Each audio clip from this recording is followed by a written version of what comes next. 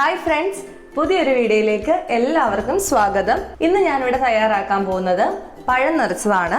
മിക്കവാറും ആൾക്കാർക്ക് പഴം നിറച്ചത് എങ്ങനെ ഉണ്ടാക്കുന്നതെന്ന് അറിയാം. മലബാറുകാരുടെ ഒരു മെയിൻ ഡിഷാണ്. മലബാറിന് മാത്രമല്ല, ഇപ്പൊ മിക്കവാറും എല്ലാ ബേക്കറികളിലും ഒക്കെ ഇത് കിട്ടുന്നുണ്ട്. പിന്നെ ഇഫ്താറിന്റെ സമയത്തും ഉണ്ടാക്കുന്ന ഒരു മെയിൻ ആയിട്ടുള്ള ഒരു പലഹാരം തന്നെയാണിത്. ഏത്തപ്പഴം വെച്ചിട്ടാണ് ഇത് തയ്യാറാക്കി എടുക്കുന്നത്. ഞാനിവിടെ എടുത്തു വെച്ചിരിക്കുന്നത് 3 ഏത്തപ്പഴമാണ്. ഒരുപാട് അങ്ങ് പഴുത്തിട്ട് കറുത്ത ഏത്തപ്പഴം ഇതിനത്ര കൊള്ളില്ല ഉണ്ടാക്കിയെടുക്കാനായിട്ട്. പഴുത്ത ഏത്തക്ക തന്നെ വേണം, എങ്കിലും ഒരുപാട് അങ്ങ് പഴുത്ത് കറുത്ത് പോവാത്ത ഏത്തക്കയാണ് ഇതിന് നല്ലത്.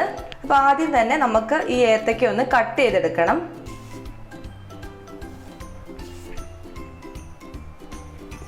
ഇപ്പൊ ഇതിന്റെ തൊലിയൊക്കെ കളഞ്ഞെടുത്തിട്ടുണ്ട്. ഇനി ചെയ്യാൻ പോകുന്നത് ഇതിന്റെ ഈ നടുഭാഗം ഒന്ന് കട്ട് ചെയ്തെടുക്കുകയാണ്.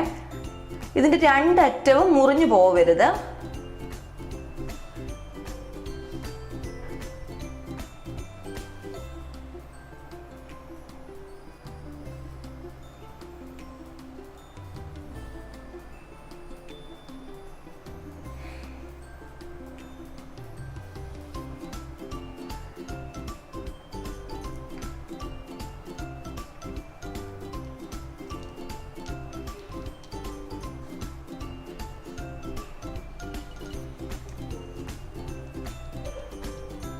ഇപ്പം നമ്മൾ ഈ നടുവിലത്തെ ഭാഗം കട്ട് ചെയ്തെടുത്തിട്ടുണ്ട്.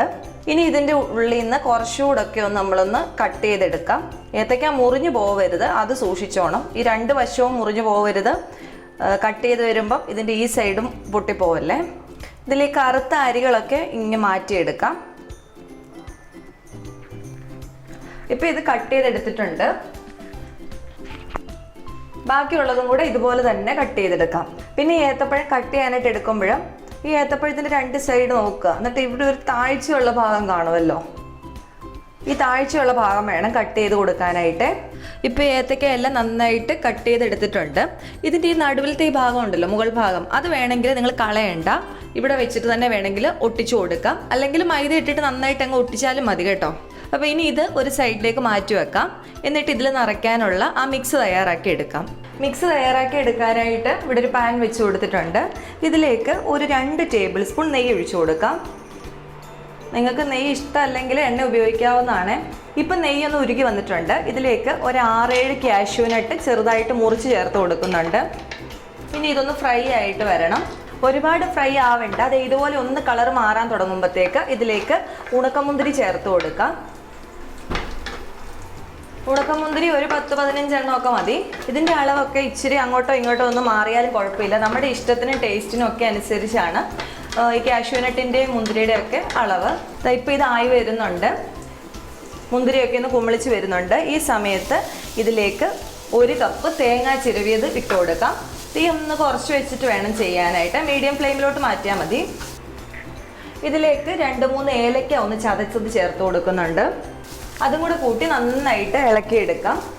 ഈ തേങ്ങയുടെ കളറ് ഒന്ന് മാറി വരണം, അതുവരെ ഇങ്ങനെ ഇളക്കിയെടുക്കണം. ഒരുപാട് ബ്രൗൺ ആവണ്ട, എന്നാലും ഒന്ന് ചേഞ്ച് ആയി വരണം. ഇതിലേക്ക് ഈ കൂട്ടിന് ആവശ്യമായിട്ടുള്ള മധുരം ചേർത്ത് കൊടുക്കാം. ഞാനിപ്പോൾ ഇവിടെ 2 ടേബിൾ സ്പൂൺ പഞ്ചസാര ചേർത്ത് കൊടുത്തിട്ടുണ്ട്. നന്നായിട്ട് മിക്സ് ചെയ്തെടുക്കാം. ആ പഞ്ചസാരയൊക്കെ ഇതിൽ അലിഞ്ഞു ചേരണം. 2 ടേബിൾ സ്പൂൺ പഞ്ചസാര എന്ന് പറയുമ്പോൾ ഇതിന് നല്ല മധുരമുണ്ട്. ഇത് മതി കേട്ടോ. പിന്നെ നിങ്ങൾക്ക് കൂടുതൽ മധുരം ഇഷ്ടപ്പെടുന്നവരാണെങ്കിൽ വേണമെങ്കിൽ ഒരു 1/2 ടേബിൾ സ്പൂണോടൊക്കെ ഇട്ട് കൊടുക്കാം. അത്രേ ഉള്ളൂ. ഇപ്പോൾ ഈ കൂട്ടിന് നല്ലൊരു സ്മെല്ല് വരുന്നുണ്ട്. ഈ നെയ്ക്കകത്ത് കിടന്നിട്ട് ഈ കാഷ്യൂനട്ടും ഏലക്കായും തേങ്ങായും എല്ലാം കൂടെ ആയപ്പോഴത്തേക്ക് നല്ലൊരു സ്മെല്ലാണ്. അപ്പോൾ ഈ തേങ്ങയുടെ കൂട്ട് ആയി വരുന്നുണ്ട്. കളറൊക്കെ ചേഞ്ച് ആയി തുടങ്ങുന്നുണ്ട്. ഒന്നുകൂടെ ഒന്ന് നന്നായിട്ട് ഇളക്കി എടുത്തിട്ട് നമുക്കങ്ങ് ഓഫ് ചെയ്യാം. ഇപ്പോൾ ഈ തേങ്ങയുടെ മിക്സ് റെഡി ആയിട്ടുണ്ട്. ഇനി ഫ്ലെയിം ഓഫ് ചെയ്യാം. ഇനി ഇതൊന്ന് ആറി വരണം. അതിന് ശേഷമേ നമുക്കിത് ഏത്തക്കായിലോട്ട് നിറച്ച് കൊടുക്കാനായിട്ട് പറ്റത്തുള്ളൂ. അപ്പോൾ ഇതൊന്ന് തണുക്കാനായിട്ട് മാറ്റി വെക്കാം. തേങ്ങാക്കൂട്ടിൻ്റെ ചൂട് ആറി വരുന്ന സമയം കൊണ്ട് ഇതിലേക്ക് ആവശ്യമായിട്ടുള്ള മൈദ ഒന്ന് കുഴച്ചെടുക്കാം. ഞാനിവിടെ 1 കപ്പ് മൈദ എടുത്ത് വെച്ചിട്ടുണ്ട്. ഇതിലേക്ക് ഒരു ലേശം ഉപ്പ് ചേർത്ത് കൊടുക്കാം. എന്നിട്ട് ഒന്ന് മിക്സ് ചെയ്തെടുക്കുവാണേ. ഇനി ഇത് വെള്ളം ഒഴിച്ചിട്ട് കുഴച്ചെടുക്കാം. ഒരുപാട് വെള്ളം വേണ്ട, ചെറുതായിട്ട് വെള്ളം ഒഴിച്ചൊഴിച്ച് കുഴച്ചെടുക്കാം. കട്ടിയുള്ള രീതിയിലാണ് ഈ ബാറ്റർ കിട്ടേണ്ടത്. വെള്ളം ഇത്രയും മതി, ഇനി വെള്ളം ഒഴിക്കണ്ട. അപ്പോൾ ഇതുപോലെ കട്ടിയായിട്ട് വേണം എടുക്കാനായിട്ട്. നിങ്ങൾ വെള്ളം ഒഴിച്ച് വരുമ്പോൾ എന്തെങ്കിലും കാരണവശാൽ ലൂസായി പോയാൽ കുറച്ചുകൂടെ പൊടി ഇട്ട് കൊടുക്കുക. നമ്മൾ ഏത്തപ്പഴം കട്ട് ചെയ്ത ഭാഗത്ത് തേച്ച് പിടിപ്പിക്കാനായിട്ടാണ് ഈ പേസ്റ്റ് തയ്യാറാക്കിയേക്കുന്നത്. അപ്പോൾ ഇത് അതിൽ പിടിപ്പിക്കുന്ന സമയത്ത് ഒഴുകി പോകരുത്, നന്നായിട്ട് പിടിച്ചിരിക്കണം. ആ ഒരു കട്ടിക്ക് വേണം ഇത് ഉണ്ടാക്കിയെടുക്കാനേ. ഇപ്പം മിക്സിൻ്റെ ചൂടെല്ലാം ആറി വന്നിട്ടുണ്ട്. ഇതിന് ഏത്തക്കായ്ക്കുള്ളിലേക്ക് നിറച്ചു കൊടുക്കാം.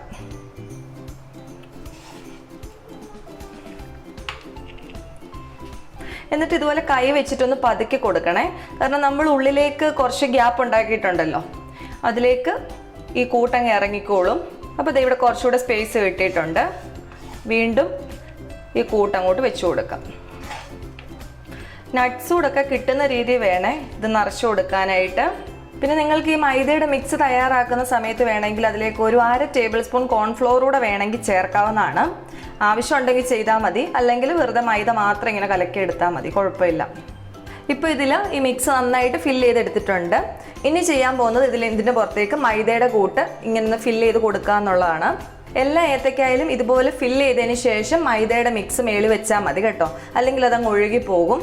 എല്ലാത്തിലും ഈ മിക്സ് ഫില്ല് ചെയ്തതിന് ശേഷം ഓരോന്നായിട്ട് ഇതുപോലെ മേളിൽ മൈദ വെച്ചിട്ട് എണ്ണയിലോട്ട് വെച്ചാൽ മതി. അതാണ് എളുപ്പമേ.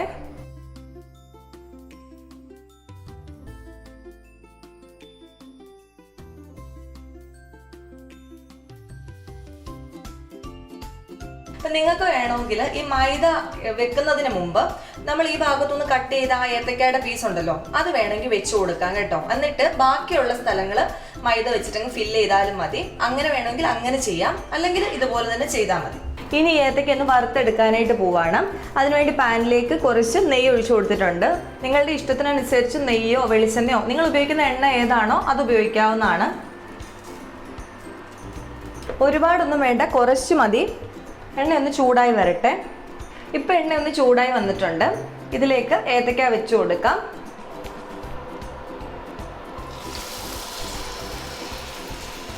അടുത്ത ഏത്തക്കായും ഇതുപോലെ തന്നെ വെച്ച് കൊടുക്കാം. ഒന്നുകിൽ ഈ മാവ് വരുന്ന ഭാഗം താഴെയായിട്ട് വെക്കുന്നതായിരിക്കും നല്ലത്, അല്ലെങ്കിൽ മുകൾ ഭാഗത്തായിട്ട് വെക്കുക. സൈഡ് അരിച്ച് വെച്ച് കഴിഞ്ഞാൽ ഈ നമ്മൾ അകത്ത് വെച്ചിരിക്കുന്ന ആ മിക്സ് ഉണ്ടല്ലോ, അത് ചിലപ്പോൾ പുറത്തേക്ക് പോരും. ഇപ്പം തീ ഏറ്റവും കുറച്ചാണ് ഇട്ടിരിക്കുന്നത്. മൂന്നാമത്തേതും ആക്കി എടുത്തിട്ടുണ്ട്, അതും കൂടെ വെച്ച് കൊടുക്കുന്നുണ്ട്.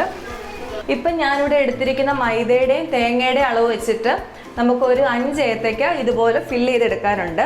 ഞാനിപ്പോൾ 3 എണ്ണത്തിൻ്റെ കാണിക്കുന്നുള്ളൂ.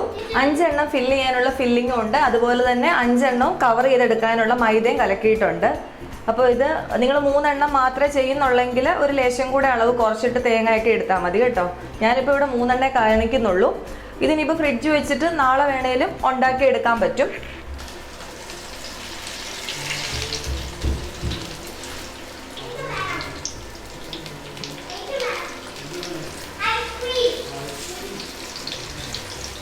നമ്മൾ ഫില്ല് ചെയ്ത് കൊടുത്ത ഭാഗം ഒന്ന് മൊരിഞ്ഞു എന്ന് തോന്നുമ്പോൾ ഒന്ന് തിരിച്ചൊക്കെ ഇടാവേ.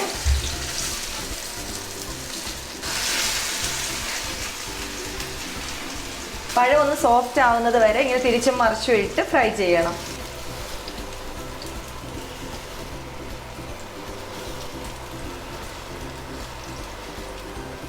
ഇപ്പം ഇത് നന്നായിട്ട് ഫ്രൈ ആയിട്ടുണ്ട്. ഇനി ഇത് എണ്ണയിൽ നിന്ന് കോരി മാറ്റാം.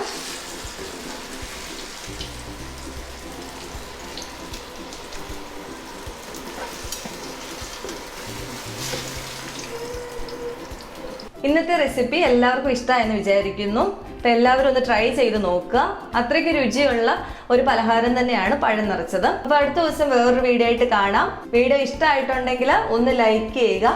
സബ്സ്ക്രൈബ് ചെയ്യാത്ത ആരെങ്കിലും കാണുന്നുണ്ടെങ്കിൽ, പുതിയതായിട്ട് ആരെങ്കിലും ചാനൽ കാണുന്നവരുണ്ടെങ്കിൽ ഒന്ന് സബ്സ്ക്രൈബ് കൂടി ചെയ്തേക്കണേ. അപ്പോൾ അടുത്ത ദിവസം വീണ്ടും കാണാം. താങ്ക്